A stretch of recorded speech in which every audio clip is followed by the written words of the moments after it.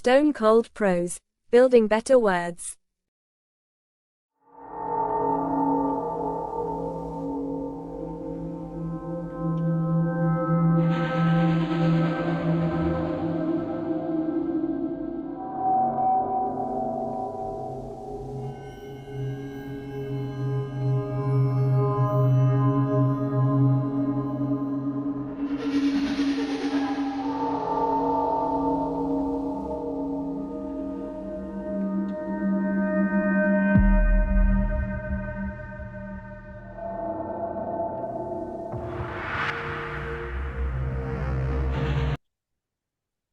Okay, so here we are. Here we're gonna go.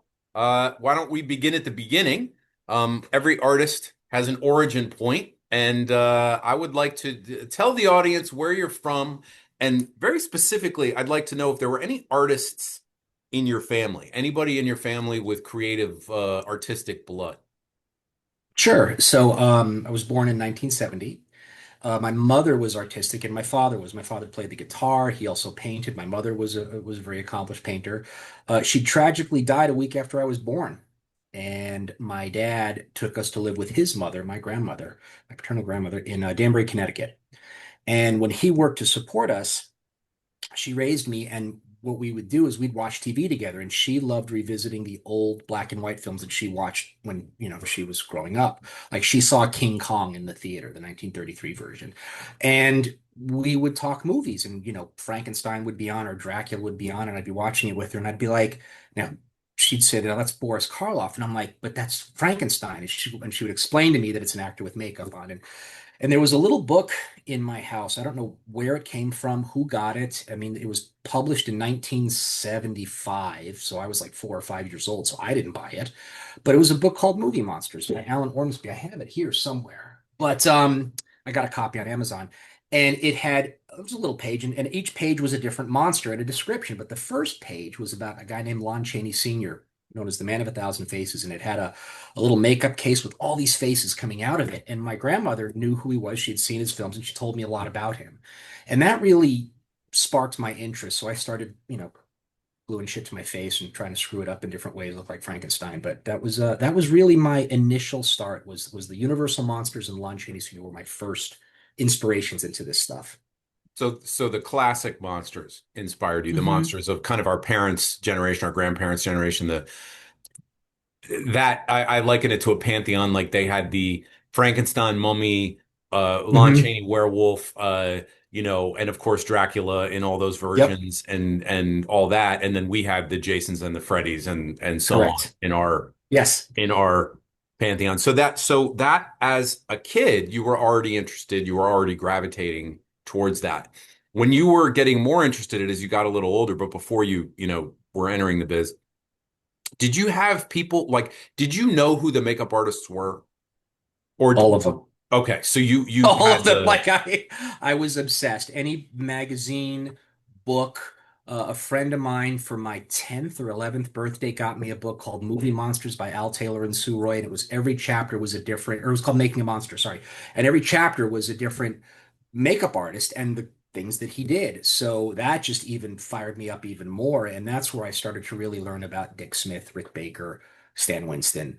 But I mean, I was always I wanted to know who made this stuff, especially if I watched something and it struck me. I'd try to see the credits on the TVs. It'd go by Mhm. so fast, like who the makeup artist was. And that carried into my teen years when I would go to the movies with a pen and pad, and I would write down as fast as I could the names of people that were on the makeup effects crew, and I would start to track them and see, oh, they worked on this and they went over here and worked on this. Oh, dude, I was like So they were obsessed. your people. Like Yeah. they were your rock stars that you were kind of like the actor, Oh, not the actors, you're going after the makeups people. Wow. yeah. It literally was. It was, and again, why is a kid interested in something? Like, why didn't sports? I mean, my father was an athlete, Yeah. and my uncle was an athlete. Like my mom was. Like, sports just didn't get me, and cars and stuff like that. Nothing. I mean, I don't even know what the kids are into. Like, it really were in video games at that time, but it was the monsters for some reason. I just like the macabre and the horror movies and the monster movies. That really just lit my fire. And when did you decide like this is something I want to try to do? I want to train on this. I want to, how did that journey begin for you?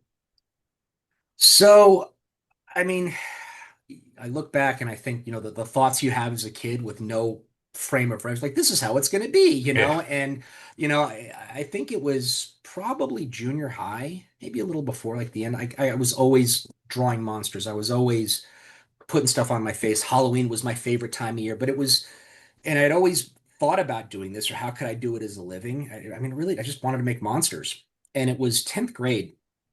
I was going to Danbury High, and my aunt had mentioned there's a local haunted mansion in Wappingers Falls where she lived. And she says, this guy, Kevin McCurdy, he's been doing it for 10 years and you should meet him. I called him up and we're going to go meet him. And I'm like, cool. Like, and I never forget it. I went to Kevin's house. At his garage, my aunt brought me there, and he showed me his garage with all these like skulls and things and sculptures he had done. And they took me to the mansion, and just walking around with the lights on, he's explaining how they made everything. I mean, it was my happy place. And I wound up working at the mansion for, until I went away to college, doing makeup and performing there. And I mean, it was just like the greatest time for me because I met other kindreds. There was a lot of theater kids. It was a lot of like the Island of Misfit Toys. It was like a lot of groups that, this was our group. So it was, and I'm still friends with a lot of these people today. That the mansion is still going. It's going to be 50 years. Kevin McCurdy's Haunted Mansion is going to be 50 years this October. I gotta find a way to go there for Go that. I'm going back to for the be in 50. Jersey City around that time filming a movie, I think. But I got to see if I can zip up for the 50th anniversary Wow. of the mansion where I started, where I got my start. Yeah. Wow. Okay. So straight from the beginning, this is like a straight shot for you. Yeah. There's not a crooked road. No, Um, no, I never wavered. There was never any option. There was never nothing else caught my attention. If something didn't have to do with makeup effects, I wasn't interested in it. Like, we were talking about doing a family trip to Hawaii. My aunt found a really good trip, and I was like, I don't want to go to Hawaii. I just want to stay home and make my monsters. Like, there's no monsters in Hawaii. Why do I want to go there?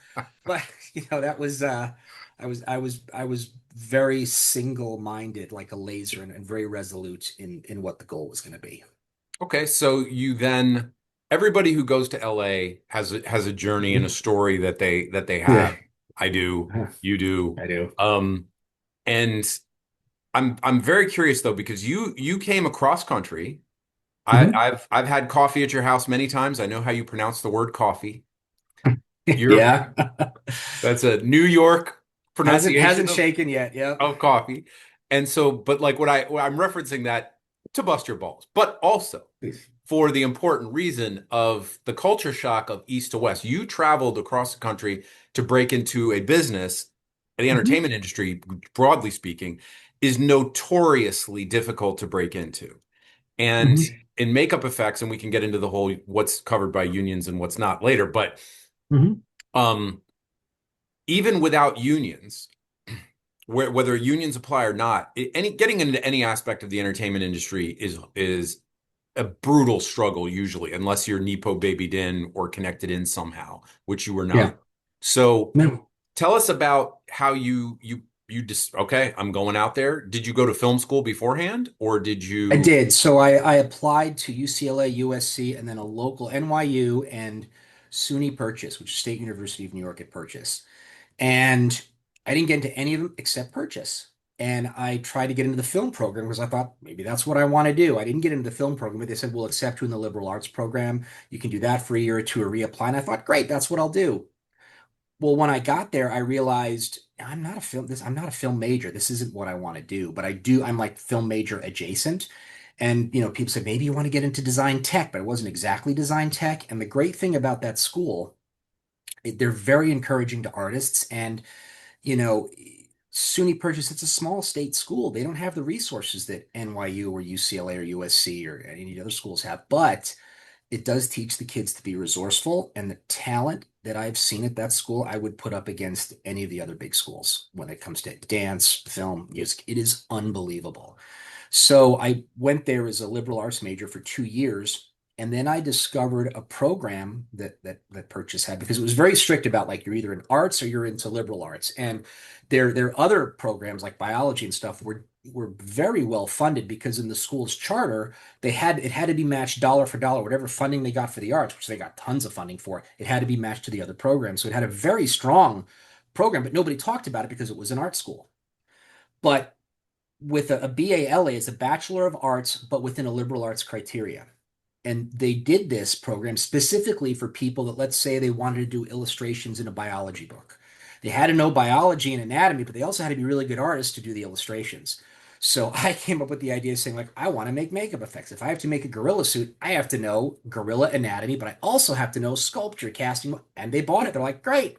And my senior project was how to make a better gorilla suit. So I took bronze casting, I took sculpture, I took painting, I took all these classes, and I took vertebrate zoology. And I mean, the school really gave me a path to get a bachelor's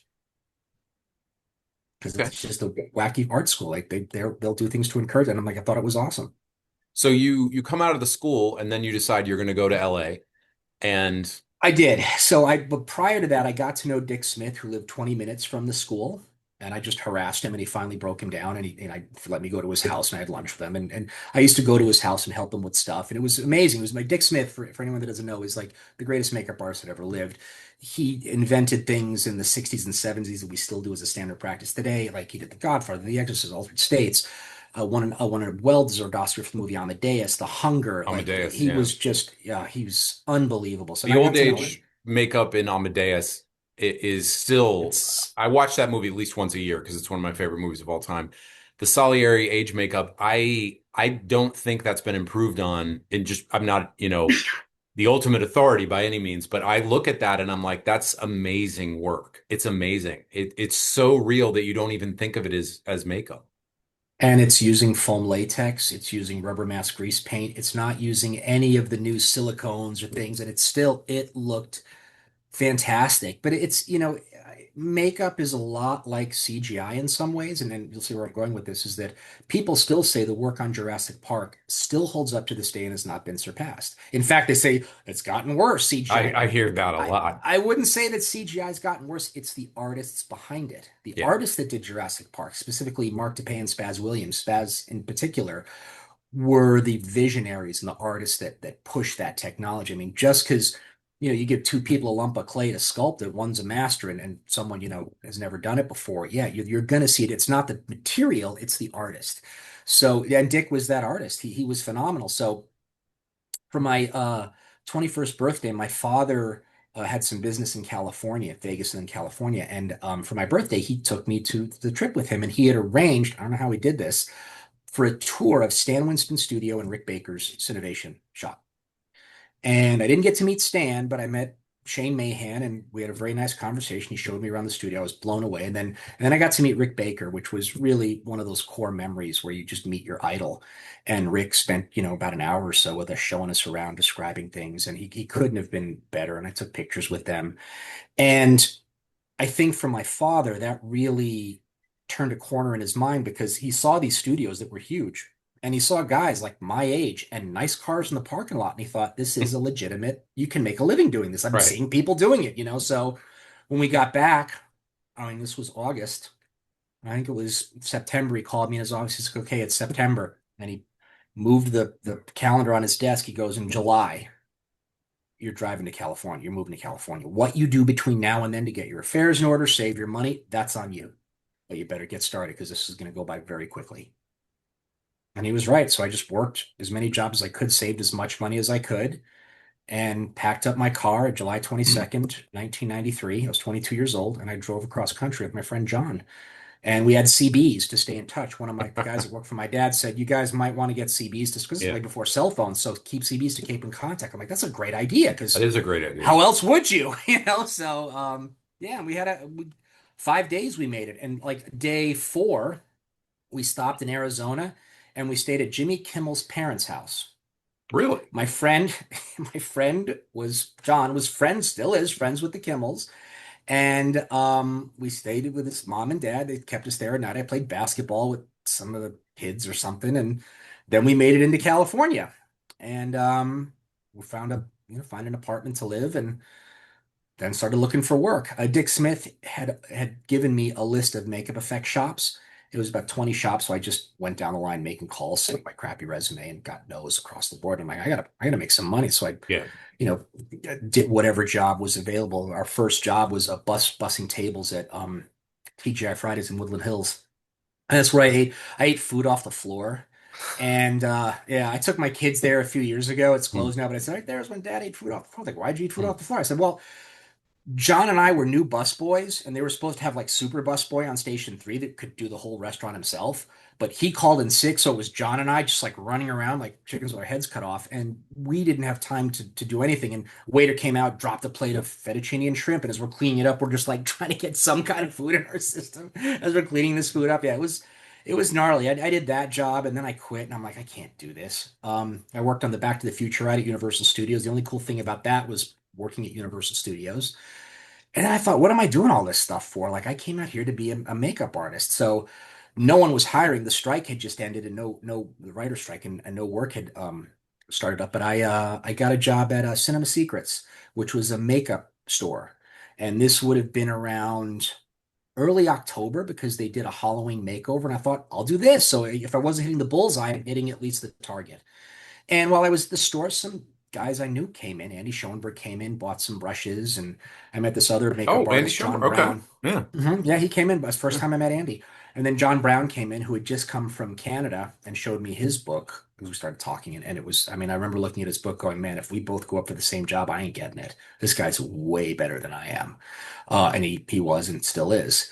And then the Northridge quake happened, and my building got red tagged. It fell down around our ears.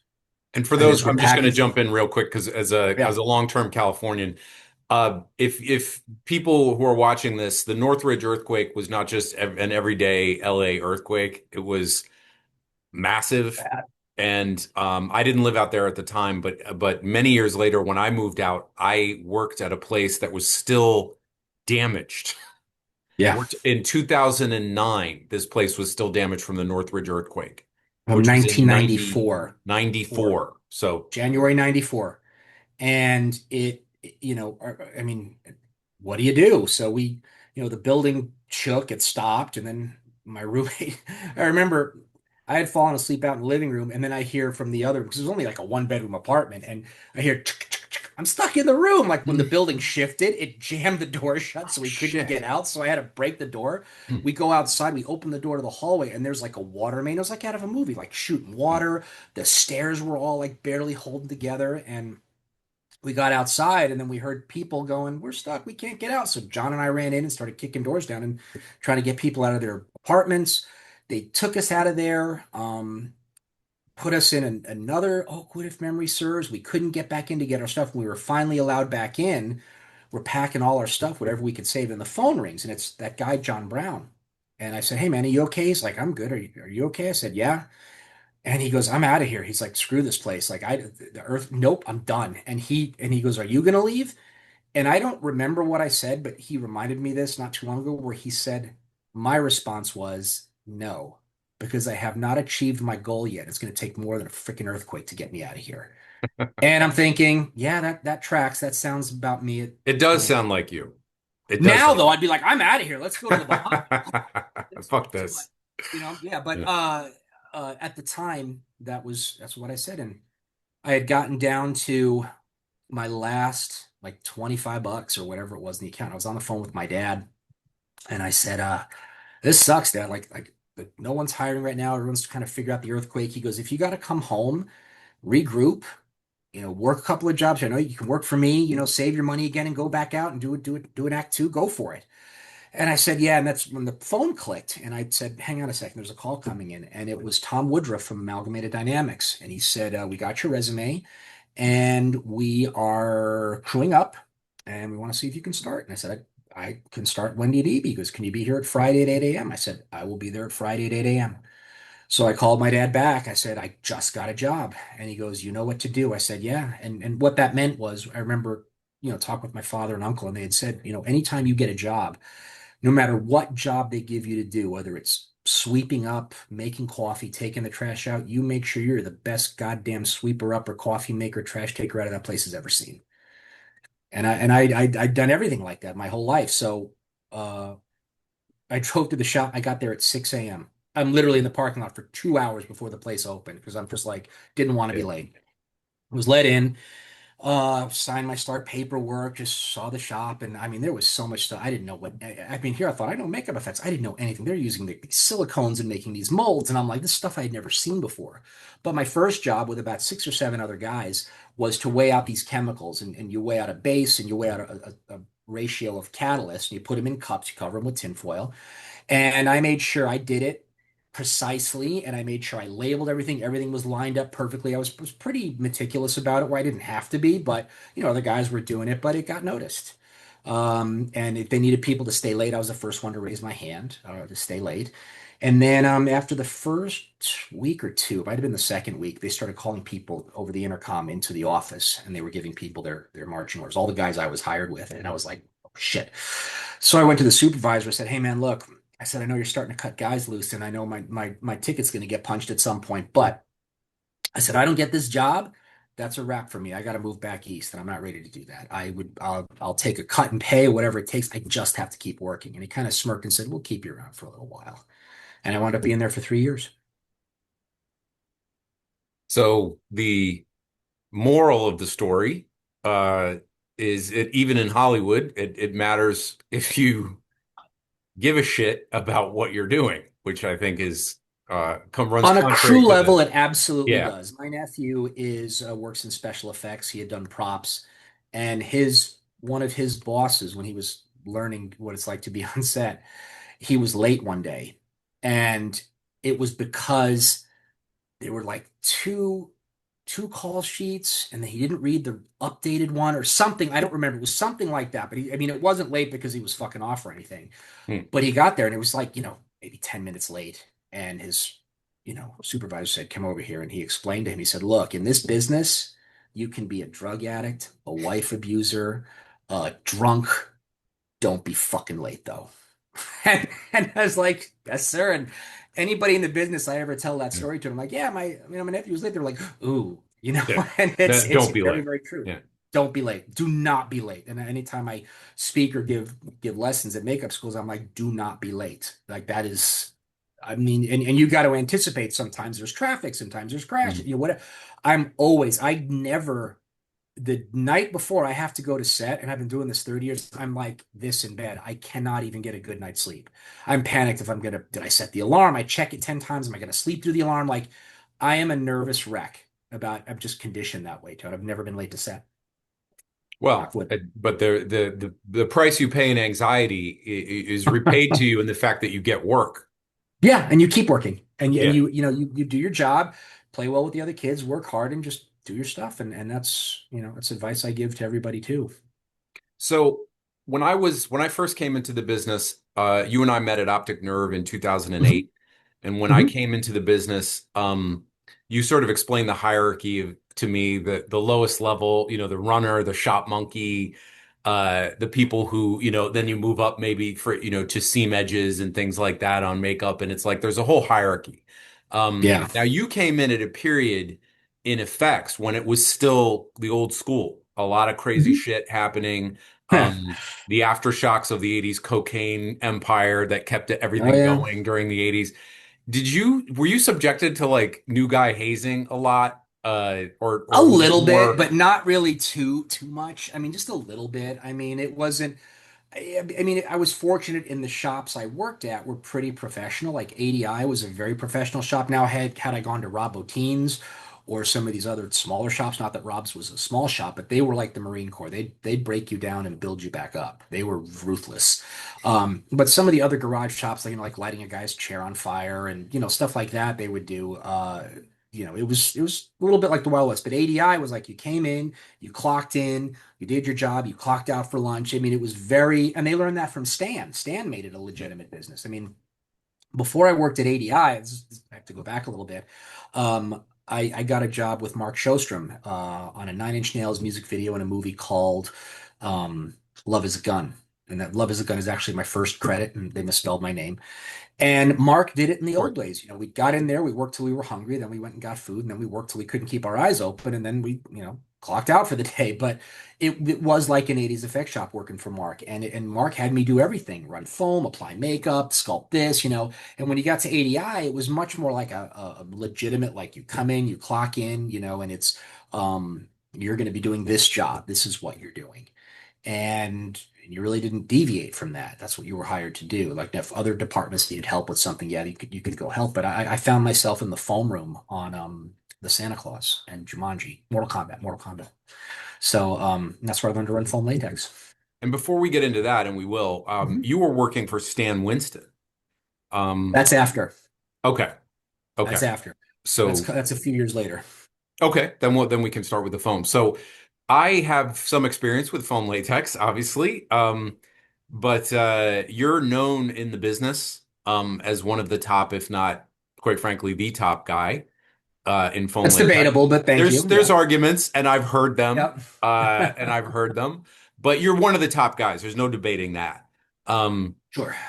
Foam latex, for those who are watching, there's two mediums that a lot of effects get made out of. Silicone is one, and foam latex is the other, but they're enormously difficult or different. And silicone is really a chemical process that anyone can be taught to do. There's no artistry to Mhm. the formation of silicone. You put part A and you got part B and you do the thing and you get silicone. Foam Yep. latex is like baking or cooking. There's a Yeah. lot of artistry involved in making foam Mhm. latex appliances. So Mhm. when you started in foam latex, it's also incredibly messy. Yeah. Um, you started making foam latex. That's somebody had to like teach you that art, right? I mean, the art of it, because it's like baking, cooking. It is. So when I was still back east, I got a little foam latex kit and I started messing around with it on my own. And I really didn't know what I was doing. I was just trying to, decipher what I learned from books and, from the Dick Smith course. But it was, I was familiar with the process. I mean, I was kind of familiar with it, but when I got to ADI, Brian Moore is a makeup effects guy. He's a fine art sculptor now. He was in the foam room and he had run all these appliances for Tim Allen.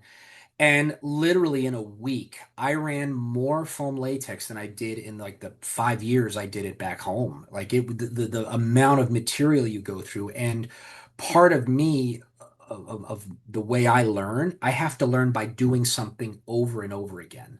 I just have to learn through repetition. I can't be explained. I can't be shown. I can't try it once and then I get it. I have to do it, whatever it is 20, 30 times, and then it's hardwired. Then I've got it. So because foam latex is just a naturally repetitive process, it just appealed to my weird nature. And I was able to figure it out because I hated making mistakes. And I always wanted to know, why didn't that work?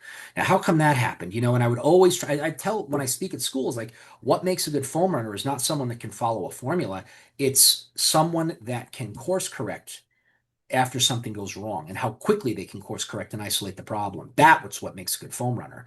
Because anybody can follow a formula when it's going great and running it, but when things go haywire, how quickly can you adjust? Because time is money and you've got a schedule and these things shoot on a certain day and you got to make sure you get good pieces out in a timely fashion. So it just appealed to me and I don't mind it. I find it actually kind of therapeutic to run foam. Because foam, for those people, most people are not familiar with the process.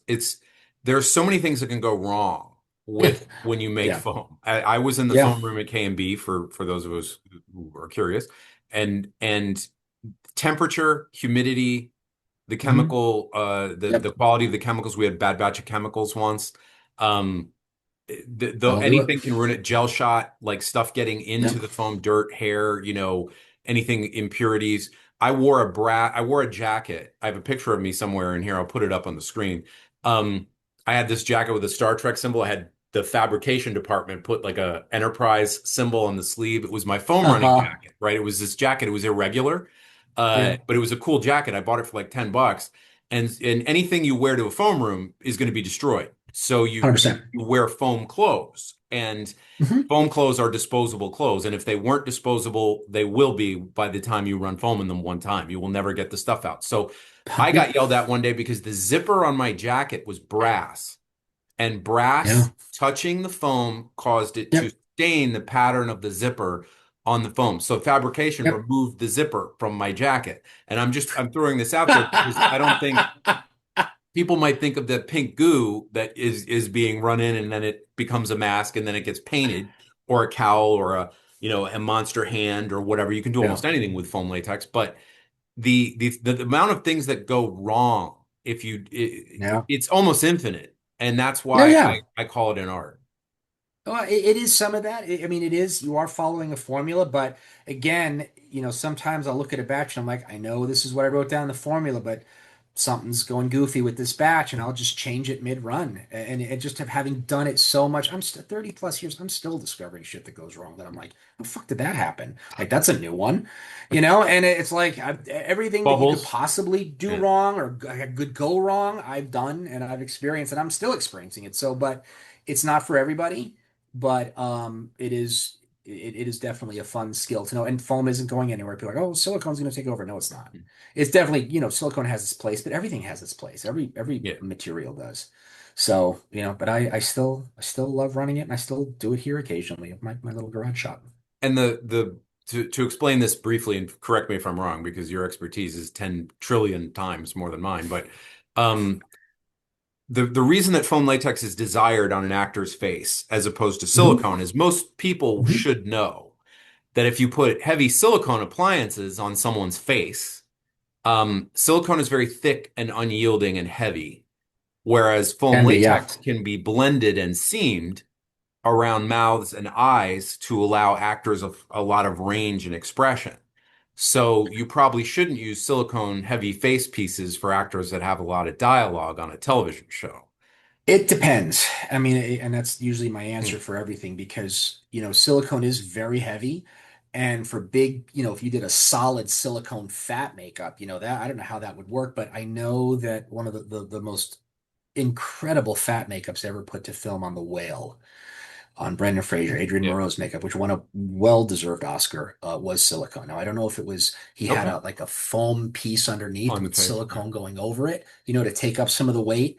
But for like a creature suit, you're not going to make that out of silicone. You're not going to do huge things out of silicone. I mean, and even there are some times that appliances, foam appliances, just work better. Even you just have to know how to color it and your work has to be clean. But HD cameras do make things a little trickier now, so Mhm. your work has to be meticulous.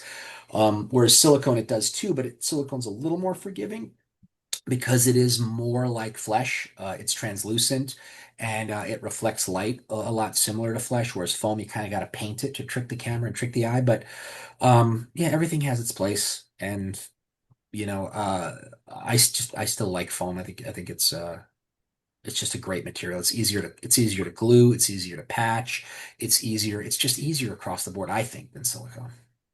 Okay. So you eventually ended up working for Stan Winston. Hmm. I Stan did. Winston is one of the few makeup artists I would say that most people, or a lot of people, especially film buffs, who have no interest necessarily in the world of makeup effect, they still know who he is because Yeah. of the things that he did, the things that he was Hmm. associated with. So he's And he had a great publicist. yeah. Stan was big about, making sure he was out there. He was going to be an actor at one point, and then got into the makeup stuff. And Stan was a unique character. He was larger than life, and he really played that to the hilt.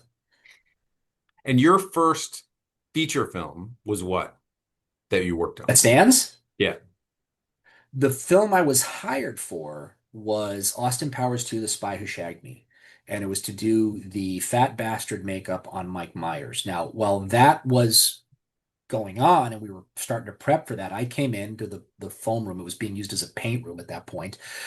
And after they kicked the painters out, I started setting it up, and like molds would come in, and they're like, "Hey, Mark, we need this run for this film." And I'm like, "All right." It was just a mold of a face, so I'd run the foam and send it off, and then, "Hey, do you run gelatin?" I'm like, "I can't." Like, we got to ship these pieces out to Philadelphia for this Bruce Willis film. Can you run gelatin pieces out of it? And I look at it, and it's like slashed, little slashes, arm slashes, and then a head with a blown out back. And I'm like, all right. And I just ran it, sent it, and looked on the molds, and it just said 6 cents, and that made no meaning to me at that time. I'm just like, whatever, and I kind of forgot about it. And then I started getting into the work for Austin Powers. But then, like a year later, I'm in the theater watching The Sixth Sense, and I'm absolutely riveted. And the scene where the kid's like, "Let's go look at my dad's gun," and he turns around and you see his. I hope I'm not spoiling it for anybody. I was like, "Wait a minute! I ran that. Like, I I know did what that. that is." Yeah, and I'm like, I didn't get credit in the credits, but it was fine because I didn't do a lot for the film. But it was one of those moments where like, wow, even just be a tiny part of a film, like an iconic film like that, that was awesome. And that's a lot of what happened at Stan's. When you worked at Stan's, you knew your name was going to go on something that was going to endure. You just it just the big shows came to stands, and that's why I came to California is to work on those types of movies. I mean, we had them at ADI, but it was like the Santa Claus. Like I'd never heard of that. Mortal Kombat. Like what's Jumanji? What Tremors 2. Now I knew Tremors, but Tremors 2 is a direct to video film, and then Alien Resurrection. That was a big film. That was cool to be part of the Alien franchise. And then in this other film like Starship Troopers, I'm like, what is this? That was And it my was next explained to me. question. Yeah. Yeah, it was explained to me that Cameron borrowed a lot from the Heinlein book, Starship Troopers, and he put it into Aliens. And I'm like, well, this is going to be badass, And I got to make the bugs, help make the bugs, and then go on set and puppeteer the bugs. And when the film came out, I saw it and I was like, okay, it was Paul Verhoeven who did RoboCop, which is one of my favorite films I've ever done. And I'm watching Starship Troopers. I'm like, all right, I see what they're trying to do, like with RoboCop, but it's just not work. Like the satire just isn't working for me. But over time, Starship Troopers has become one of this beloved cult Yes. classic, like where there are rabid fans. I'm like, who knew? Like, who would have thought? So it's weird Yeah. when you work on something and then you see where it goes and where it's like kind of crazy. Well, you're too close to it. That's the first thing I learned. I got an education, in when I started working, and this isn't about me, so I'll keep this short, but when I got in, I was like, I'm gonna watch everything that I ever did. Like we were working on That's Heroes, what I right? said. I know, it's Yeah. naive. We were working Nope, on I did the same Heroes, thing. CSI New York, Three Rivers, some other stuff at Optic, and Heroes was the big one at the time. Yeah. That I was personally involved in the most, and then CSI New York, and then but with Heroes, I was like, I helped with this, I helped with that, I did this thing. I'm gonna watch all these episodes because I had like a fingerprint, as small as it was, on these bullshit. You're so tired at the end of the week. I never once watched a single episode of any of those shows ever that I worked on there, or I think subsequently anywhere else.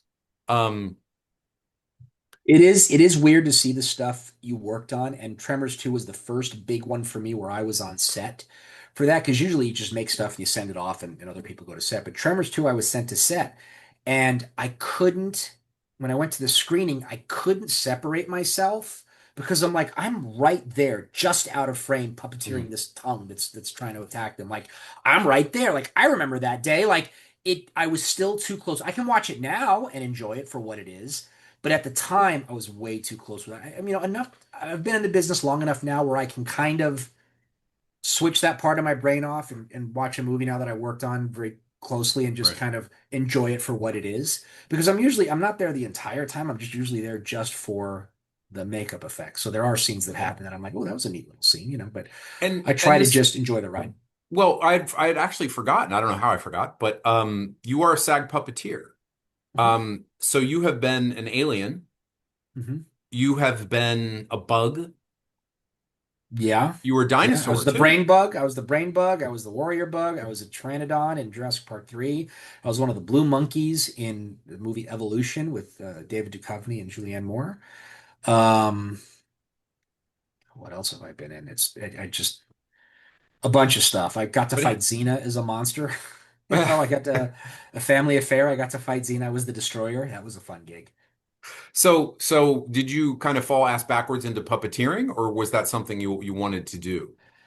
When I worked at the Haunted Mansion, I would put myself in a zombie makeup and I would be in it for 14, 15 hours. And I would never break character. And I just loved doing that. Or I would play characters in different rooms. And it's just youthful enthusiasm when you're asked to do something. You just I was just all into it. So I had an aptitude for it because I had a really good imagination and I just liked doing that stuff. So for Starship Troopers, I was on the crane, like these bugs were on kind of a crane, and the bug was here and I was back here, and you'd put weights in, and I had notes for like the warrior bug needs this much weight. Now, if we switch this to the brain bug, it's got to be this much weights, and we've got to extend it this much. So I knew what to do, and because I was there during the build, and then Tom and Alec were like, "You need to go to set with this thing." So I'm puppeteering the bugs in Wyoming, and then when we go to LA, the union was a little more strict about rules, and we were shooting on the Sony lot, and they said your guy on these bugs is not in SAG. You have to get a SAG puppeteer. And Right. they're like, nobody's trained with this. Like, they Yeah. don't know the notes. They don't know how to rig. Like, it's got to be him. We can't swap him out at this. We're at the end of the film. So I was Taft-Hartley, and that's how I got into the Screen Actors Guild, was through Starship Troopers. And that's a parallel subject, but the unions in LA have kind of a dual-edged reputation. On the one hand, they're there to protect the workers from the crass exploitation of the studios, which we know will happen given any chance at 100%. all. The studios Of will course. squeeze you like a lemon until there's nothing left and they'll throw away the peel. But the flip side of it is for people who are trying to break into the business, the unions Oh, can be cruel. Um, they're gatekeepers, yeah. and they want to make sure that the union members are taken care of first and foremost, regardless of their talent or qualifications. And I've Yes. seen that in the makeup union. Yes. There are some great union members of the Mhm. makeup, and there's people that I'm like, you're in the, how did you get in the union? Like, Yeah. it's interesting when you see how people get. There was a story about one person got in the makeup union by being craft service on a set. And there was something in the bylaws that said if you're craft service or you're another department on a union set for 30 days, you can come in. Something like that. There That's was some insane. weird rule that Yeah. they were like, you're not. And she's like, here it is. And they're like, right. So they You're got right. her in, and then they got rid of that I was rule gonna like say the next you day. you got in through the loophole and they closed it before your tail gets chopped Immediately, off. yes. Yeah. Right. So My God, that yeah. I should have done that myself. Um, Well, if we knew about it. when you started working, you obviously meet people in the business who are not only well known, sometimes famous, Hmm. um, but sometimes they're people you even grew up watching. Hmm. Um, I know I had that experience, and I was out there 13 years, which is a lot less than you've been out there. How did you ever get starstruck? And was there a point where you just stopped giving a shit? Because there usually is, but Yeah. for most people, where they just don't care anymore. Odell was talking about that when I Yeah. did her interview. So tell us about that. When you first came in, were you like, "Oh my God, it's Don Johnson," or whoever? I mean, it was the first set I was on was Love is a Gun. And I went in the makeup trailer and I was just so shy.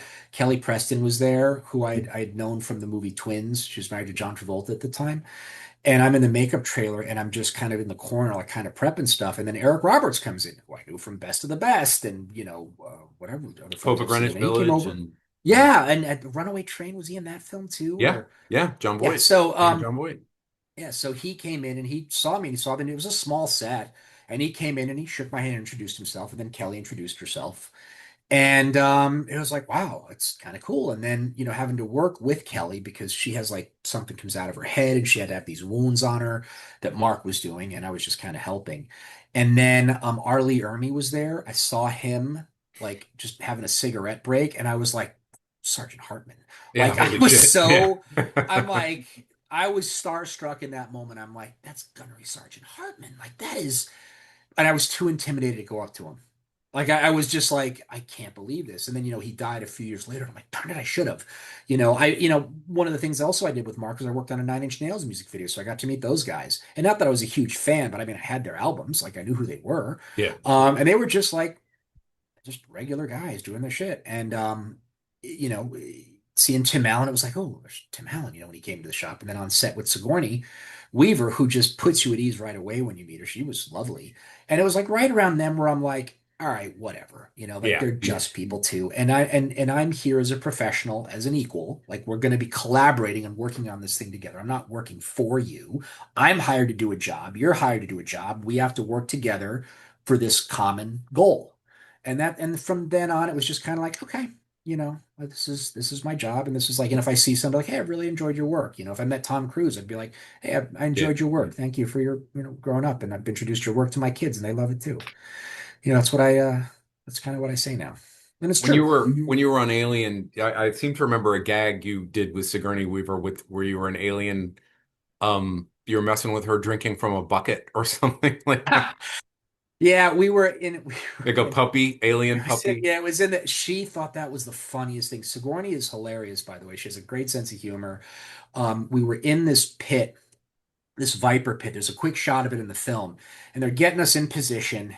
And I'm like up to my chest in this foam pit, and there's all these things around us. There's people in other alien suits, And she's next to me, and we're just waiting, and this guy comes in. I forgot his name, and they had these buckets of slime, and they would just smear them all over us to get this glisten. And I could see, because you can't see very well, but I remember seeing he had shorts on and I had this slime on me. So I just leaned the alien head up and down and I just did this up and down his leg that looked like I was caressing him. And he's like, ah, you fuck, because I got slime all over. Sigourney thought that was a riot. And she got the bucket from him and I could kind of see what she was doing and she kind of put it in front of me. And I was just like, all right. So I took the alien head and I like dunked it in like it was eating out of it. And she laughed so hard, and that's when she called me her puppy dog alien after that. And that's when we Well, really hit it off. I Yeah, imagine it that in was, her life, she's had to deal with a great deal of that slime from yes. from Alien. Yes. Yeah, this was Um, like her fourth tour of duty in a film, and she was just great. I just had a blast, and she was just wonderful to be around. so you've spent a ton of time on location and in sets, but and what if you do you prefer like working in the shop, just running the foam? Do you prefer being on set location, the energy of the movie, Both, the insanity, or okay, so it's like the both. I apple and an do. orange. Yeah, it's because I like my schedule. I like my structure. I like my routine. I drive the same route to work every day. I have my little rituals and things that I do. And then I picked like the craziest, most off the wall department in a shop that there is no structure, which is the foam room. And then movies just in general, there is no structure. But I kind of enjoy that. Like I hate surprises. Like don't even throw me a surprise party. And I like to know what we're going to say. This is what we're going to do. But when we're in it and we're doing it, and if something goes wrong or we have to course correct, I'm right there with it. I'm like, okay, we'll do this now. What if we try this? Like it's weird. Like I don't understand why I'm like that, but I do love being on set and I love the organicness of set and stuff that you're creating something. And sometimes, and I love the happy accidents. I think that sometimes films, when they're too contrived, it's missing something. Like there's got to be room to create. There's got to be, and good directors will foster that atmosphere. They'll give a creative, and because sometimes things will happen that you're like, well, that wasn't in the script, but that worked great. Let's keep that in there. So how many iconic scenes has that happened in different movies? So I love that aspect of it as well.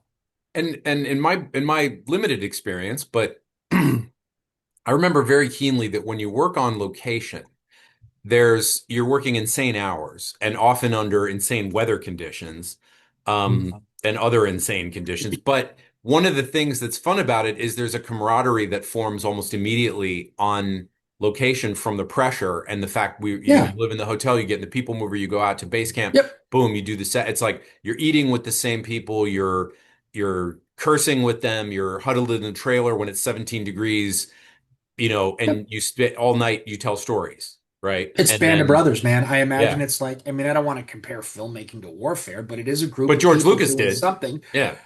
Did he really? He says filmmaking is war, and I think in his mind it is, but just minus the, Sure, the yeah, blood and carnage, minus the the killing. PTSD. Yeah. Yeah, Yeah. I mean Yeah. but it is. I mean, I understand. Like there is definitely a pecking order, and everybody has a job, and everybody's expected to do their job, and you know what I mean. I understand the parallels, um, and it is. I mean, it is a band of brothers. Like you see people that you worked on in films, and it's automatic. Like, oh my God, remember that time? And you Yeah. start telling stories, and it's like because it is hard. It can be, it's grueling, and if you're fortunate enough to make something special, you both have that in your memory. Do you subscribe to the theory that a film where nothing goes wrong is probably going to be crap, whereas a film where there's like a lot of pressure and a lot of shortcomings and the shark doesn't work, so to speak, Yeah. that somehow elevates the film? Or is that just Stanley bullshit? Kubrick.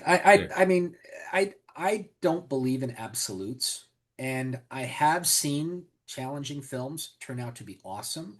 I've seen fun films turn out to be crap. Stanley Kubrick, I think, was famous saying that nothing great was ever achieved without suffering. I think that was a quote attributed to him or something like that. But I mean, I can't comment on the entirety of the film because I'm only there for a small part of it. But the film I look at that breaks that law is Galaxy Quest. That was a great script. It was a fun build. It was a blast being on set, and it's one of my favorite movies to go Yeah, it's a see. great movie. And I mean, I don't know what challenges the production had outside of the little time I was there. I mean, there's always challenges, but it was a blast. It was a great time. So, that I mean, Lord of the Rings, I know they had tons of challenges that I wasn't privy to, Yeah. but again, my time there was amazing. And that film, like usually you never know what you're working on if it's going to be anything. That film you knew. You knew that was special, and that Tell was us a what was little about that. You worked on Lord of the Rings. How long were you down in New Zealand? 8 weeks maybe, 6 weeks, and that's it's hard to remember now because at that time I was working at Stan Winston's and Weta Workshop and Richard Taylor and Tanya Roger, they put out a call all over the world for people to come down there and work on this thing for years. I mean, it was a massive thing. And they had reached out to me and said, hey, we could use some help in the foam room. Would you be interested in coming down? I said, yeah. And Stan famously shut down his shop 2 weeks over the Christmas holidays, which is when they need me. And this was like 1999. And I went into his office and I said, hey, I have this opportunity. Would you mind? He goes, yeah, but you have to give me your word that you're going to come back because we're getting ready to start Jurassic Park 3 and AI artificial intelligence, and I need you here. You need to give me your word you're coming back. And I gave him my word. It's a good thing I did because I probably would have stayed in New Zealand. And this was Yeah, also during the height of the Y2K panic, you're right. where for those younger people watching, like there was almost a mass hysteria of Yeah. when the turn of the centuries happened, when everything was going to go from 1999 to 2000, a lot of the computers and systems that kept life working only had two digits for the year. So when it got to 99 and it rolled over to 2000, nobody knew what was going to happen. Like, is everything just going to shut down and reboot? Like, planes were supposed to fall out of the sky, financial places were supposed to collapse. Like, it was all over the news. And the first country that was where the virus was going to start was New Zealand, because that is the first industrial country that would get the light of the new year. So I'm 28 years old. I'm like, let's go. Like if this is it, Yeah. like let's go to ground zero and work on a special film, and that'll be a wrap. That'll be my swan song. Um, Obviously the world didn't end. It was an amazing experience, and I remember New Year's Eve. We're all out at a bar. We're like, hey, if this is the last night in the world, I don't know if we really believed it, but when New Year's hit, we all ran out of the bar, and this bar was on a hill above a river, and I could see the riverbank and I could see like little lights. And I'm like, what is that? It was everybody on their cell phones checking if their cell phones still worked, which they did. And yeah, that was where I rang in the turn of the century in New Zealand. Y2K New Bar. Zealand. Well, so Y2K New Zealand. you've had a chance to put your hand, so to speak, on like some legendary films, cult classics like Starship Troopers, Mhm. but Lord of the Rings, I mean, those movies have only grown in stature with time. Um, I mean, Peter there's no Jackson was debating very it. serious. Yeah. No, and when I first heard it was going to be Peter Jackson, I'm like, should you get like Ridley Scott or somebody Yeah. like that? But Peter was the right choice, and it was the right country, and he would read a passage from the book of what they were shooting. I mean, and he would shoot tons of takes to get it right, and the studio I know was pressuring him to move faster, but he's like, I'm not going down and here's this guy that screwed up Lord of the Rings, and they just it was again the care that went in, especially because I can really only comment from the makeup effects side. But I mean, makeup effects, costumes, props, miniatures, because that's what Weta did. They didn't just do the makeup effects; they did the visual effects, the CGI, the costuming, the armor, the props, the weapons.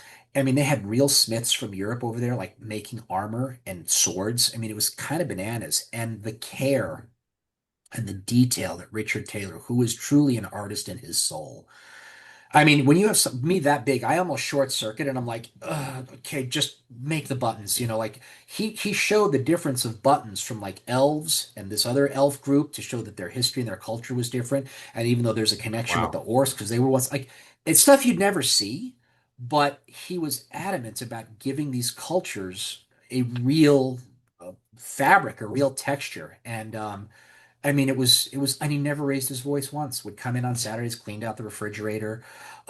He at one point hired a model to come in once a week for life drawing and sculpting. If anybody wanted to do it, it was on his dime.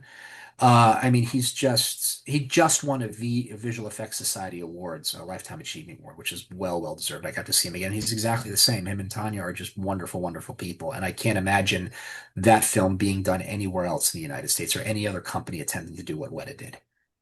Do you have a favorite film like that you personally worked on in terms of like this is the film I'm most proud of being associated with?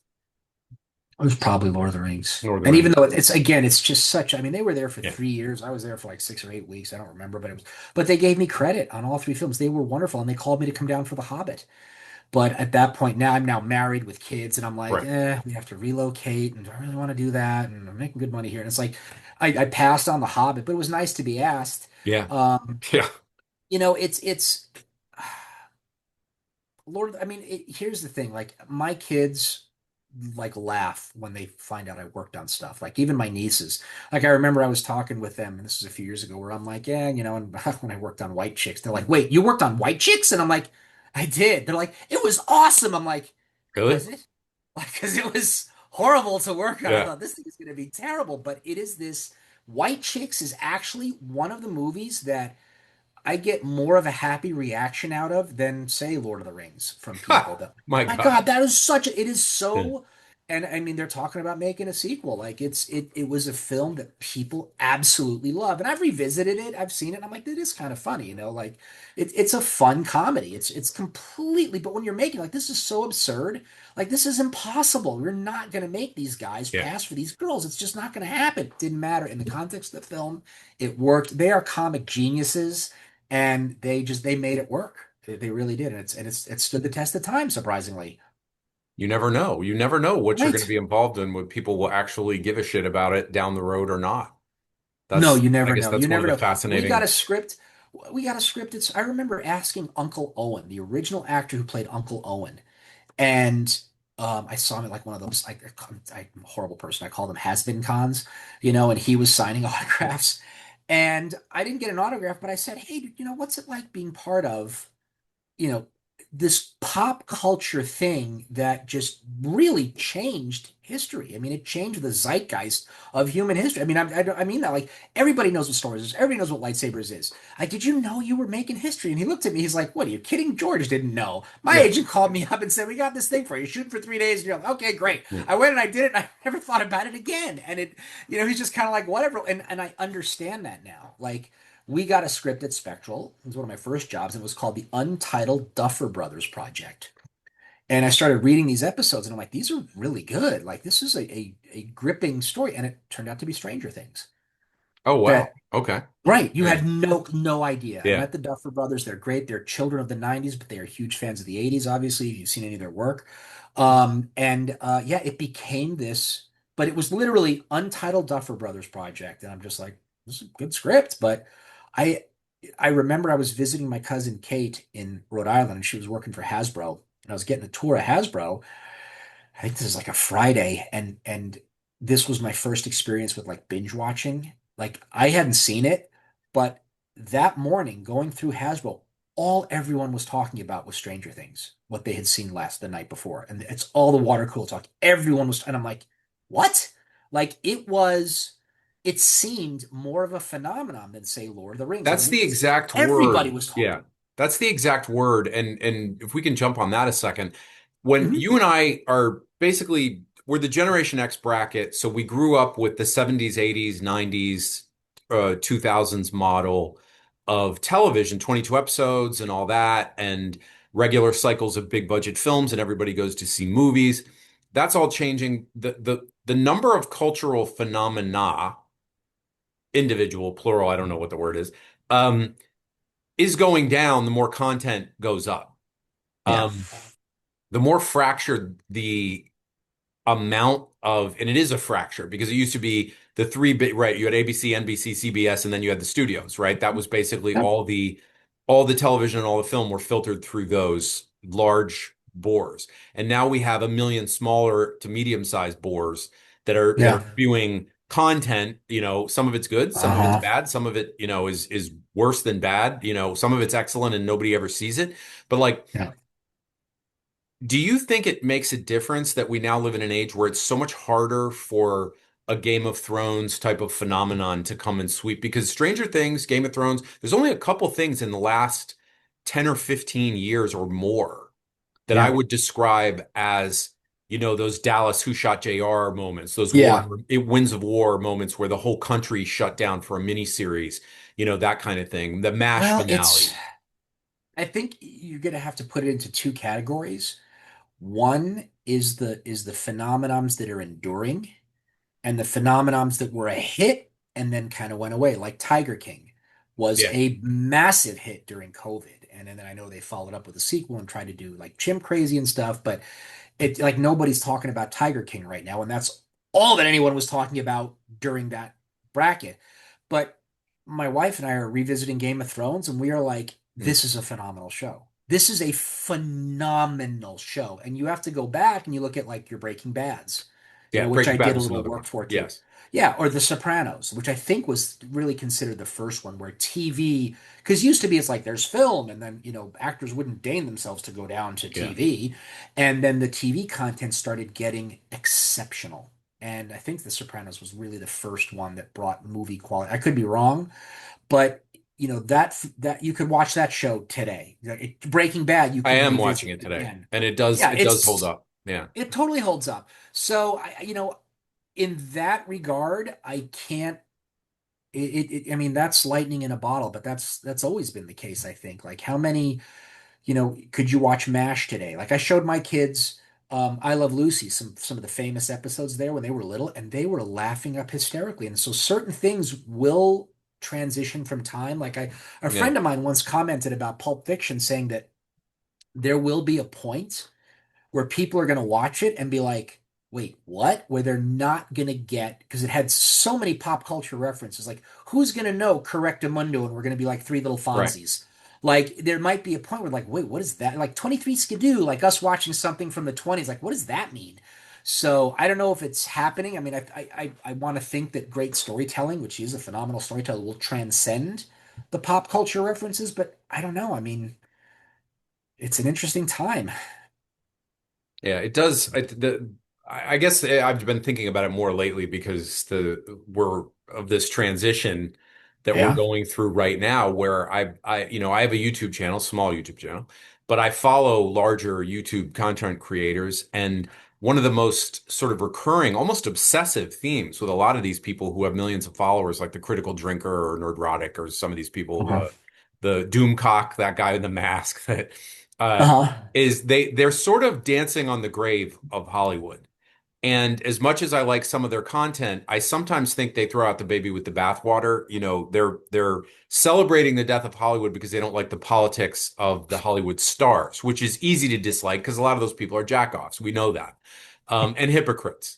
And I won't even get going down that rabbit hole. But the majority of people in Hollywood aren't living in huge gated mansions in the hills and on the West Side. They're actually working in middle class people who Yeah. bust their asses, doing what amounts to both intense mind work, but also it's physical labor. Like Oh working on a yeah. movie and a television show is freaking It's exhausting. gnarly. It And is. it's more akin, like when I was working at K&B, we had six television shows at that time, including Walking Dead, Fear the Walking Dead, and The How do they Orville, keep all that straight? Wow. all of which had massive amounts of foam latex to run, especially The Walking Dead, Fear the Walking Dead. We were Yeah. putting out so many masks and cowls and hands and everything every week, just batch upon batch upon batch. And it was more like factory work Yeah. than working in a factory. I worked at a fence Yeah. subcon, like everybody else. I came to LA and had those million jobs, right, that you do to get by. One of the ones, it was the Northridge earthquake story, was a defense subcontractor in Northridge and in Northridge. And they had a huge trailer out back that had been knocked over during the earthquake 10 years before, and they still hadn't fixed it. So guess who got to go out and fix it? But my point being that Hollywood is people think of it as limos and champagne and debauchery and everything, but for a lot of Yeah. us, it's Yeah. it's it's work. It's like working class work. And now we're at a point Yeah. where the studios, some of them seem to be like going bankrupt, perhaps. The sound stages are not being used because now we can do more with AI. We don't even need green screens anymore to a certain Hmm. extent. Yeah. And this is kind of a clumsy segue into um your opinion on the future Before we get into the Mhm. whole AI thing, your just opinion on the future of Hollywood. Do you think it has a Okay. future, or do you think I it's do. I doomed? do. But I am the eternal optimist.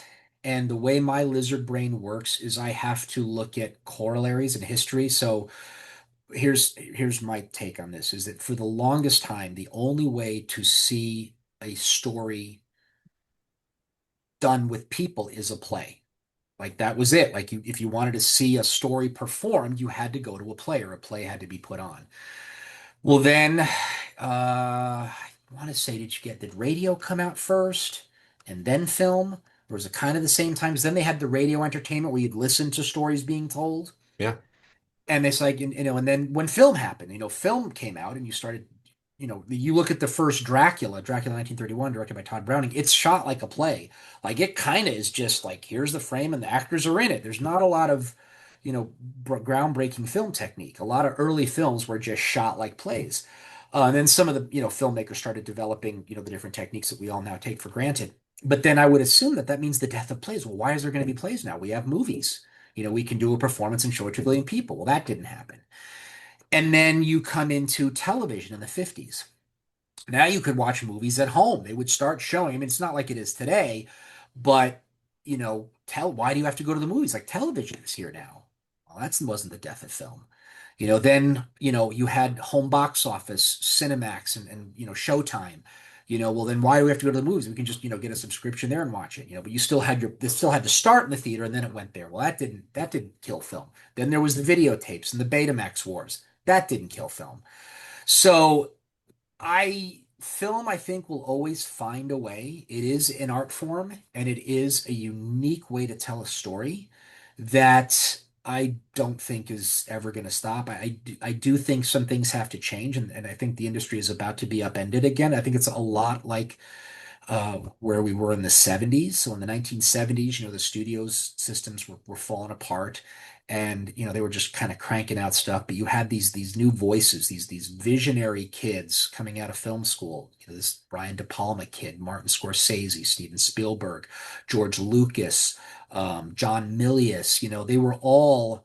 They all had this unique voice and wanted to tell the stories the way they wanted to tell them. And it was the era of the Easy Riders and Raging Bulls that really changed cinema. And I think we're in an era for that right now. Like I think everybody's kind of tired of the big tentpole films. And plus, how do you ever make your money back when you're spending yeah, $300 million on a film? That's obscene. yeah. And So 150 like, on advertising.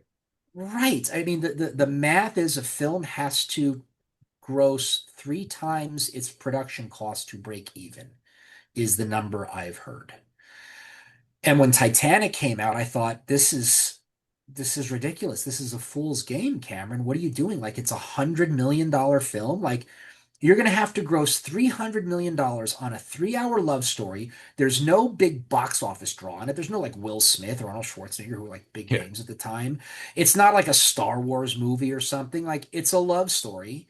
And everyone knows how it ends. The ship hits an iceberg and it sinks to the bottom of the ocean. Big deal. yeah, Yet it became the yeah, highest grossing yeah, film ever made. It broke records in different languages, different cultures, and I'm like, that's filmmaking. That is filmmaking. To be able to tell a story that crosses all boundaries with visual storytelling, like that's filmmaking. And that was unbelievable to me. Now, but I do think now that things have gotten so expensive.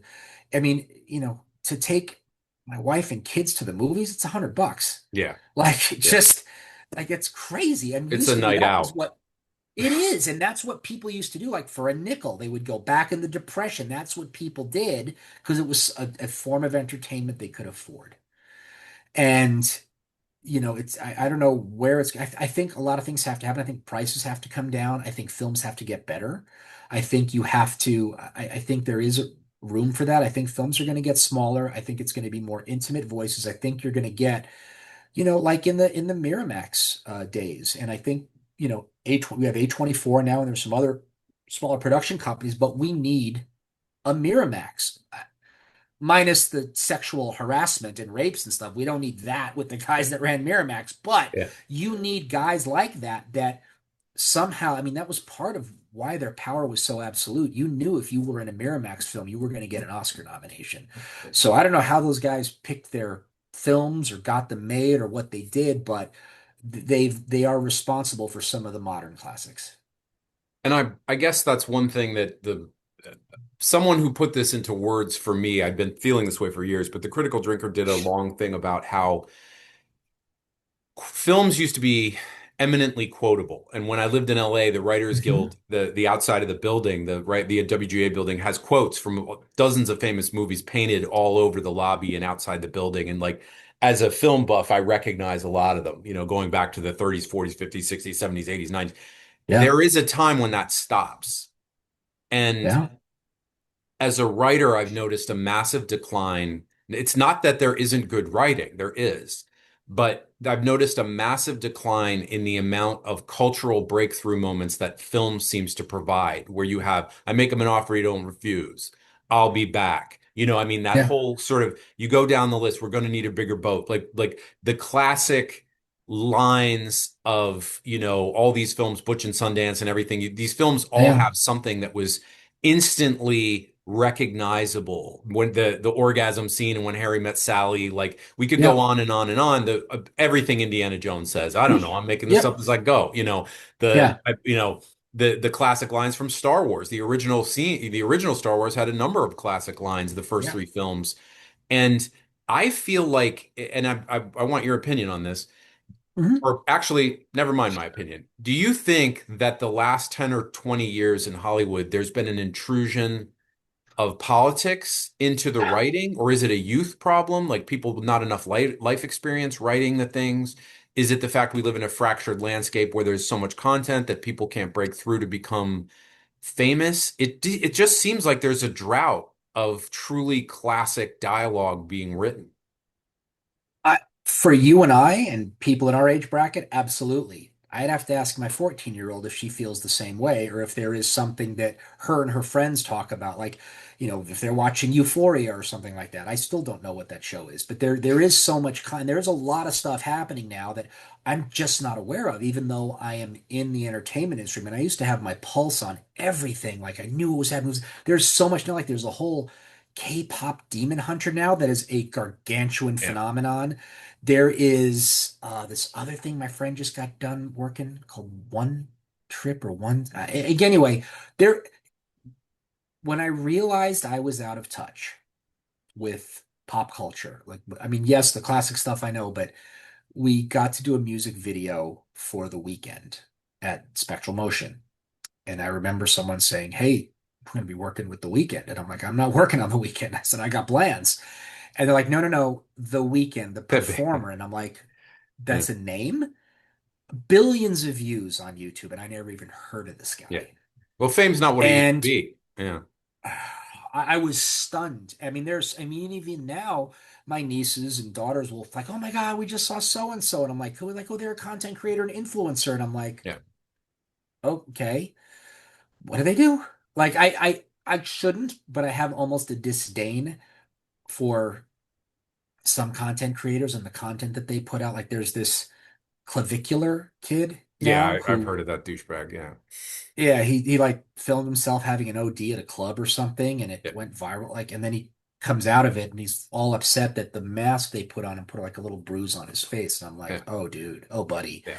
So, and I don't know. I mean, there is that quote that I don't know where it came from, but stop making stupid people famous. And and that could go back to pick any reality show, or I don't know. I mean, I think it's interesting how things evolve from reality shows into now these content creators. But I do think people are just going to get sick of it. And if there is so much now, it's very hard to break away from the pack, which is why I do think that traditional art and traditional filmmaking will become special again. But with, you know, the way that, like, what I also, in addition to not having quotable stuff, and again, from our perspective, I also want to say the sense of wonder has kind of gone. Like when film first came out and you saw trains coming at the screen, people like freaked out and Yeah. couldn't believe it. And then in 1939, you had Gone with the Wind with Atlanta burning, which was the Mm. wall from the original King Kong that they set on fire for that shot. You had Dorothy going from black and white to color. You had King Kong coming through this wall. You had Moses parting of the Red Sea. You have these breathtaking moments that, you had Stanley Kubrick's 2001, and then you had Star Wars, which completely blew people away with the visuals that they showed. It was even people that didn't understand the film were just like, I can't believe what I'm seeing. Yeah. And then you move into, and that continued, until I would say that the next big one would be Jurassic Park, when you saw those dinosaurs chasing people. And then after that, really the last one for me, and this could argue, would be The Matrix. When you saw what they did in that film, was just like, what the hell? Now it's going to be like, oh, they just did it with CGI. Oh, they just did it with Yeah. AI. That'll be the new thing. And I think people want to be amazed and impressed. And with AI coming, I think it's going to be an amazing tool to help filmmakers, especially low budget independent filmmakers, find their voice as long as it is used judiciously. Kind of like CGI, I think unfortunately it is going to take a lot of jobs away. Um, but I don't think AI films are going to be a thing. And the reason I say that is I'm always reminded of that line from The Incredibles. He says, when everyone's super, no one will be. So now you have people, anyone can make an AI film, but Yeah. okay. But then if you have someone that actually gets a camera thing and sits out and they make it, it's like when I watched Rumble in the Bronx, when that came out and I saw it in the theater, all I could hear people So did whispering I. like, that's him climbing the fucking wall. Like Yeah. he's all I kept, no matter what, like that was him doing that. I think there's going to be a resurgence of that again, but there will be AI in the mix. Like the genie's out of the bottle; it ain't going anywhere. How it ultimately is used, we'll see when the dust settles. I mean, I think if they did like a Bruce Lee, Muhammad Ali film, and they got rights from the estates and did a film of them fighting. I mean, would I go see it? Sure, I'd check it out, but I don't think it's going to be anything more than a novelty at this point. Kind of like the 3D glasses and the 3D films that Cameron kind of went all in on. I don't think it's going to catch on as an AI unless they can make absolutely riveting, compelling stories.